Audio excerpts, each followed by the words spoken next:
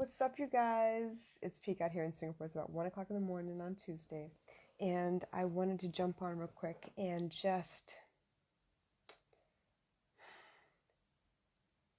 talk through some things that are running through my head at the moment. So, as most of you know, I am the kind of person who loves to network, who loves to get to know people, and I love connecting people once I get to know them. The way I like to help people is to learn who you are, to understand what it is that you need. I need you to tell me, what you want, what you need, and maybe we have a discussion about, how you get there. And I love being able to tell you what I've tried that worked for me so that you can try it as well. Um, if you find trouble in what I'm teaching you or telling you, I have no problem holding your hand a little bit until you get your bearings and can, maneuver on your own. But for me, teaching is more about empowering you. Teaching is about helping you find your way so that you trust yourself a little bit more. And what I find is the general public likes to tell people that they're wrong and point out what happens when you're wrong, point out what happens when you make a mistake, rather than encouraging people to dust themselves off and pick themselves up and try again. We see it in the school systems, right? Your report card comes back and you're afraid to show your parents because there's more wrong on there than there is right. You're afraid to get your parents' signature on tests because there's more wrong on there than there is right. You are worried that your teacher is going to call your parents because you're acting up in class because it's more wrong than there is right. People don't reinforce right enough, and I'm sick of it. I also know that there are plenty of people out there teaching in their own capacities about all kinds of stuff. I know there are people out there teaching about finances. I know there are people out there teaching about healing foods. There are people teaching about exercise and diet and nutrition goes hand in hand with that. People teaching about sleep, people teaching about trauma and emotions, people teaching about business, all kinds of stuff. And I accept that. I understand all of that. But it really matters how you teach. At least to me, because I'm in it for impact. I'm not in it for guts and glory and, sing my name from the rooftops. It's not like that. I'm okay with you not knowing my name, as long as I was able to help you when you needed it. Case in point, today, I was walking to the store after baby girl came out of school. We went to the store, we picked up some stuff. We were coming out of the store, and an elderly gentleman, I saw him fall in front of me.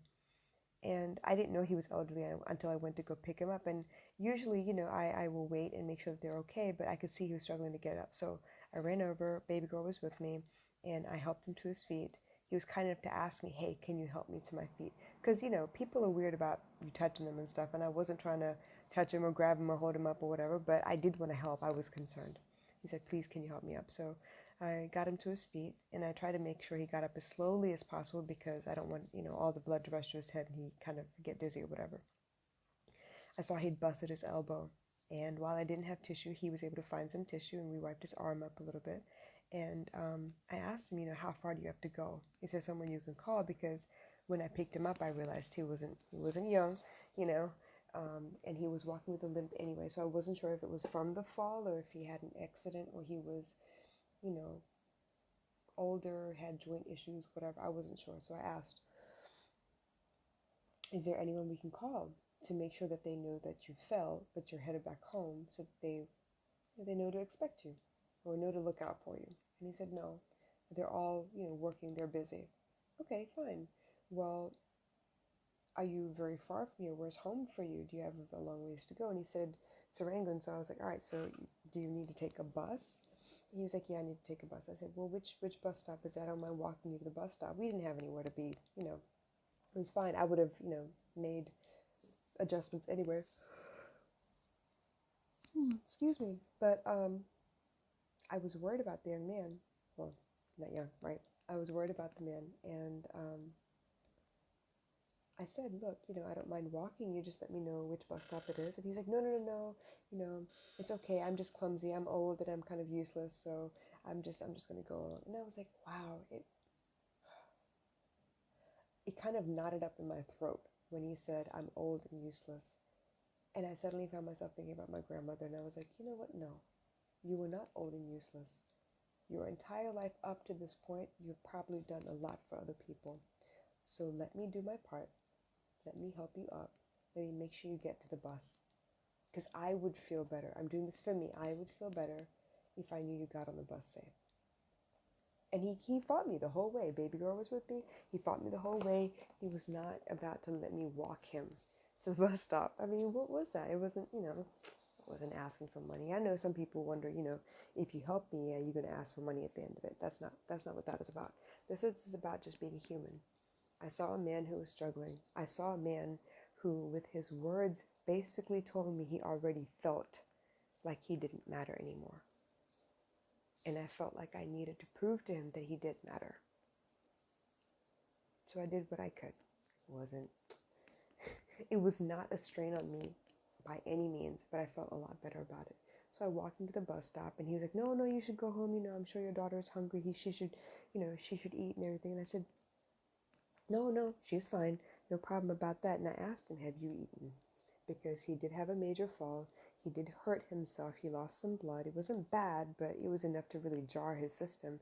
And I could tell that there was like this flush creeping up his throat, and I felt badly. So I said, have you eaten? He said, yeah, I came to the Kopitiam to eat. And I said, well, okay. I'll make sure you get to the bus. And we looked up the bus. I asked him, which bus do you take? And I looked it up to see how long it would be before the bus came. And as soon as he got on the bus, I made sure to talk to the bus captain. I told him, look, this older man, I'm not sure who he is, but he fell just now and he cut his elbow. Because he's older, because he's going to sit on the bus for a little bit, I'm a little worried when he gets up to leave. Would you just keep an eye on him? And I explained what he was wearing. So the bus driver identified him. And then I went on my merry way. But in that brief moment, I was able to create impact because I cared about the person I was speaking to. I cared enough to find out and to listen to what he said so that I knew how best to help him. As a coach, as a teacher, as a mom, as a family member, as a friend, I need more than ever, especially in this social media landscape where you're bombarded with messages all day long, I need to make sure I pay attention. Because I know the impact. I know what it's like. You could be contemplating ending it all. And if I come at you with the wrong stuff, I could push you over the edge. And I don't know how I would feel about knowing that I pushed someone over the edge. I don't ever want to be in that position, ever. Life is too precious, you guys. So I don't take those things lightly. So when I see people who like to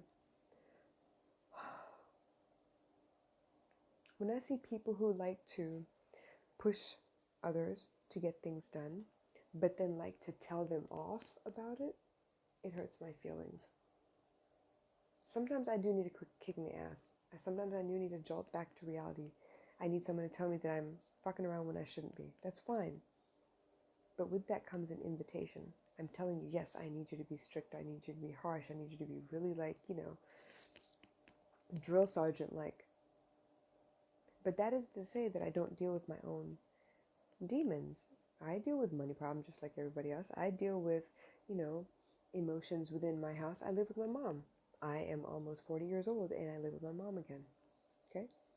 So I have things I need to deal with. She has her own way of doing things. She's not about to change. She's set in her ways. This is who she is. I need to accept it. But I've also had a situation where I've lived by myself for quite a number of years and I do things my own way as well. So once again, I need to put my concerns aside sometimes.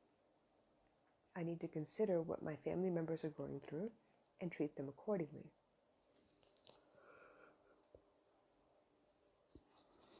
To be honest, when I spoke to that man today and he came out his mouth and said to me, oh, it's okay, I'm just old and useless.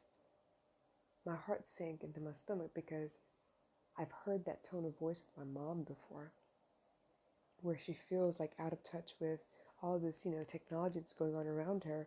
And yeah, sometimes I'm short-tempered and sometimes I'm not very pleasant to be around because she'll ask me for help and I'll roll my eyes like, oh, okay, fine, I'm coming.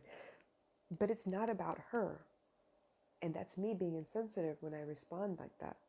It's not about her. That's about me. That's me responding to her because I have other things on my mind and this is not a priority, but I need to take the time to do it anyway. With that situation in mind, imagine me being a coach. Imagine if I took for granted the fact that you came to me for help and I dismiss you, or I tell you off forgetting all that you have going on. Imagine if I said something that triggered you without knowing it triggered you, but when you give me a response, I don't take you seriously. I would rather defend my name than to come back down to earth and stand next to you to understand what you're going through. You see, I want to be understood, just like you do. I want to make sure that you know I hear you. I'm here to listen with both my ears. And that also means that when I listen with both my ears, I only speak when you're ready to hear me. And sometimes I don't know when that is. Sometimes you got to push back. You got to give me feedback. I know when you're bullshitting me and when you're not. But if I don't use compassion first, if I don't check my ego at the door first, I am setting myself up to hurt you. And that's not okay. I used a client example a couple of months ago. And it got me in a world of trouble, not because I revealed their names and their exact businesses or anything. I switched roles, I changed, situations, and I put the question out there to the public. And I got lots of feedback. And I got excited. Ooh, people are talking to me now. And that's something I've been looking forward to, right? I need people to talk to me so I know what to teach.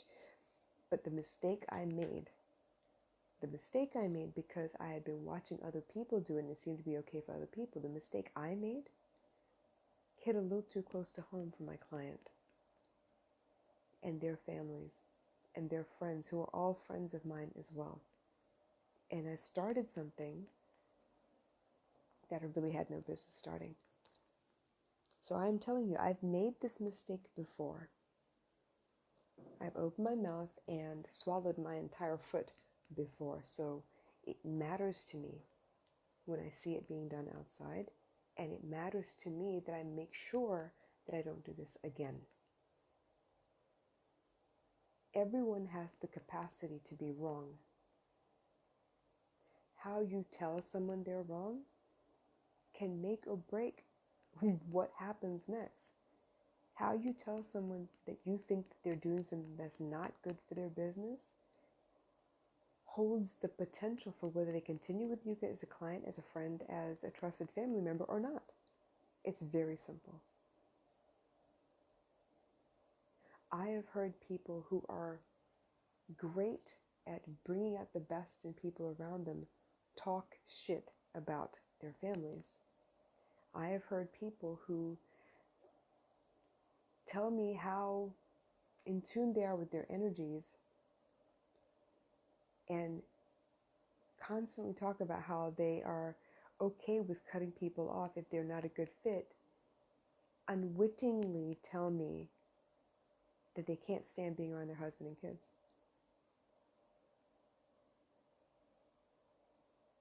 I notice all of those things. But until you invite my advice, I'm not going to give it because I don't know how you would take that advice. Everyone has an opinion. Everyone has their idea of how things should be done. I mean, the debate about whether toilet roll paper should be on the top or on the bottom, that'll go on forever. The debate about whether, men should leave the seat up or down once they're done using the bathroom, that's going to go on forever. Honestly, to me, if you can pull the seat up, you can put it back down. But that also means that if you see the seat up, you can put it back down for yourself as well. Ladies, it's not that big a deal. You will not die.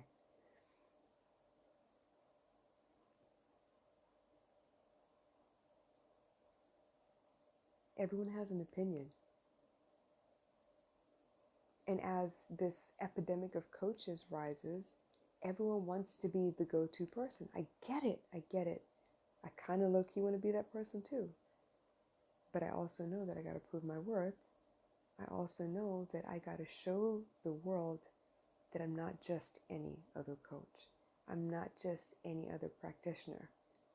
I'm not just another healer that reads auras. Honestly, I don't know how to read auras.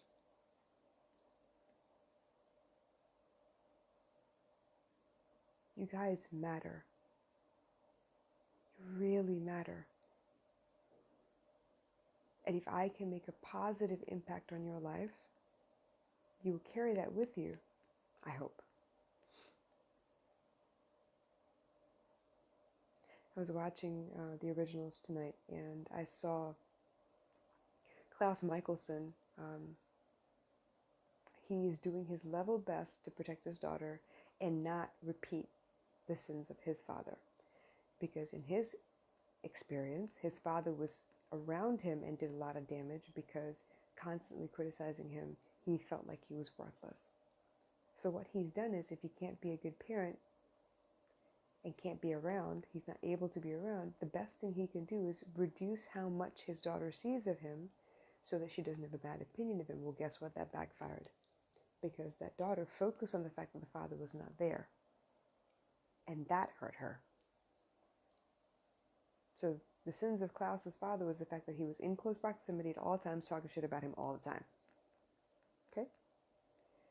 The sins of Klaus Mikaelson himself, the fact that he's not physically able to be near his daughter without some calamity coming. And so instead of calling her and speaking to her and keeping in touch, he tries to avoid letting her see any of him, hoping that she wouldn't miss him so much. Well, guess what? It didn't work like that. No matter what you do, you will have an impact on the people around you. It's up to those of us who know better to do better. It's up to those of us who know that our words make a difference, our behavior makes a difference, how we approach you makes a difference. It's up to us to show the world that we can practice what we preach. Sure, there are plenty of people out there that thrive on controversy because it gives you something to rant and rave about. Rants can be good. They can motivate people. They can rally people together. But they can't always be your go-to form of communication either.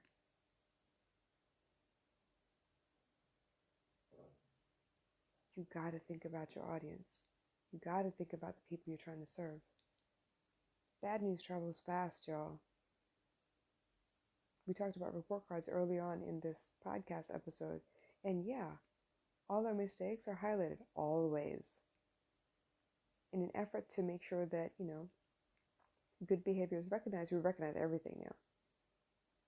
We recognize mediocre behavior trying to make up for stuff. But there really is a lot of good in the world. There really are people that are healing, bits and pieces at a time, but they're healing. And with every piece of constructive criticism, I really believe that you need to be able to offer two pieces of encouragement as well. It's a sandwich theory. Compliment, criticism, compliment. And it's not to nullify what you're telling them to change. It's to help them remember, I'm on your side. I love you. I want you to succeed. If you would just tweak this one thing, it might make the difference for you. Why don't you try it and see?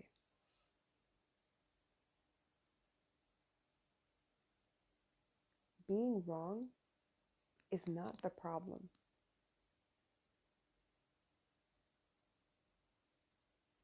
Everyone's wrong at some point. All of us make mistakes. It's how you present that information that really makes a difference. I can't yell at you and hope you understand what I'm saying. I can't tell you off in every conversation and hope that you want to stay on with me.